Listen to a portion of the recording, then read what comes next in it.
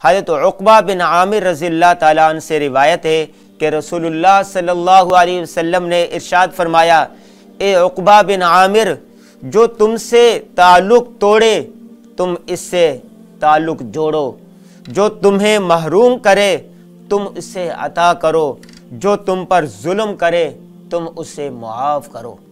یہ تین جملے ہیں، جو تم سے تعلق توڑے تم اس سے تعلق جوڑو، جو تمہیں محروم کرے تم اسے عطا کرو، جو تم پر ظلم کرے تم اس کو معاف کر دو۔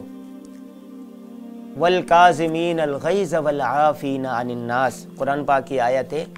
کہ جو غصے میں آ کر معاف کر دیتے ہیں، بدلہ نہیں لیتے، انتقام نہیں لیتے۔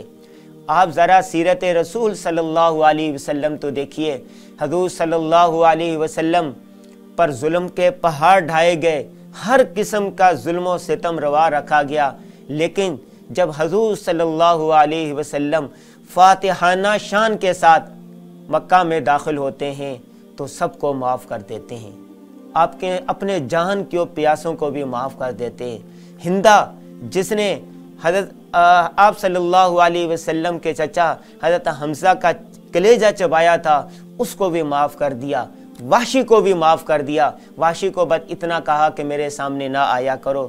تمہیں دیکھ کر مجھے میرے چچا یاد آ جاتے ہیں، لیکن اس کو بھی معاف کر دیا اور عام معافی کا اعلان کر دیا۔ یہ ہے سیرت کا پیغام۔ آپ صلی اللہ علیہ وسلم نے اپنے دشمنوں سے کبھی بدلہ نہیں لیا، معاف کرو معاف کرو، یہ ترغیب دی ہمیں۔ عقبہ بن نافع رضی اللہ تعالیٰ عنہ فرماتے ہیں کہ مجھ سے فرمایا آپ صلی اللہ علیہ وسلم نے، اے عقبہ،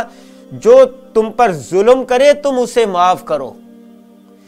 یہ جو تین جملے ہیں، اگر ہم اس کو ماٹو بنا لیں، اس کو اپنا لیں، اپنے گھر کی دیواروں پر لکھ لیں، اپنے ڈائریوں میں لکھ لیں، تو آپ یقین کریں یہ بڑے سکون میں رہیں گے۔ یہ تین جملے یہ دیکھیں، آپ کو نظر آ رہے ہیں، یہ دیکھیں۔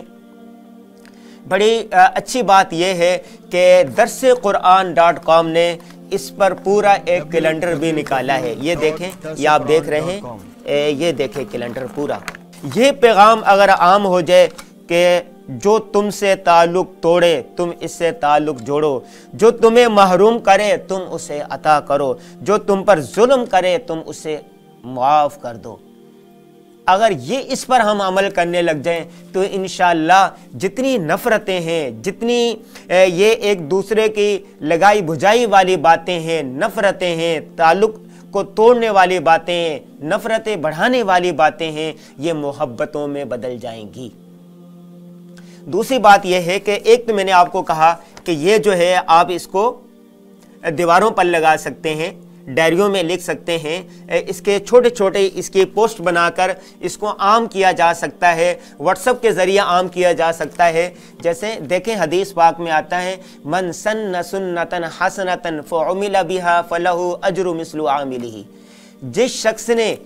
کسی اچھی بات کو ایجاد کیا، کسی اچھی بات کو آگے پھیلایا، اس کا اجرا کیا اور اس نے عمل کیا اور اس کے بعد والے لوگوں نے بھی اس پر عمل کیا، تو اس کو اتنا ثواب ملے گا جتنا عمل کرنے والوں کو۔ مثال کے طور پر یہ ایک پوسٹ ہے، آپ نے اس کو واٹس ایپ کے ذریعے شیئر کر دی، اب دیکھنے والے جتنے اس کو دیکھ کر عمل کریں گے ان سب کا ثواب اس کو ملے گا جس نے یہ پوسٹ آگے شیئر کی۔ تو یہ پیغام آپ سب عام کریں۔ دوسری بات یہ ہے کہ ابھی مجھے پتہ چلا ہے کہ روزنامہ اسلام کے آج کے روزنامہ اسلام میں یہ پورے کا پورا کیلنڈر اس طرح چھپا ہے، تو آپ ایسے بھی کر سکتے ہیں، روزنامہ اسلام کا آج کا روزنامہ اسلام خرید لیں اور وہاں پر سے کیلنڈر کاٹ کے آپ اپنی ڈائریوں میں لگا لیں، دکانوں میں لگا لیں،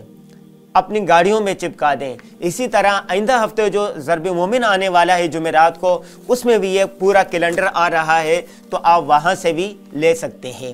اور یہ جو کیلنڈر ہے اس کو بھی آپ لے سکتے ہیں، اس کی فوٹو کاپی کر سکتے ہیں، اور اسی طرح یہ جو حدیث پاک ہے اس کی آپ پوسٹ بنا کر آگے شیئر کر سکتے ہیں، اس کے چھوٹا سا آڈیو ریکارڈ کیا جا سکتا ہے، ویڈیو ریکارڈ کیا جا سکتا ہے اسی ایک حدیث کو۔ اس حدیث کے 3 ٹکڑے ہیں، لیکن یہ وہ حدیث ہے اگر اس پر ہم عمل کر لیں تو نفرتیں کم ہو جائیں اور محبتیں بڑھ جائیں۔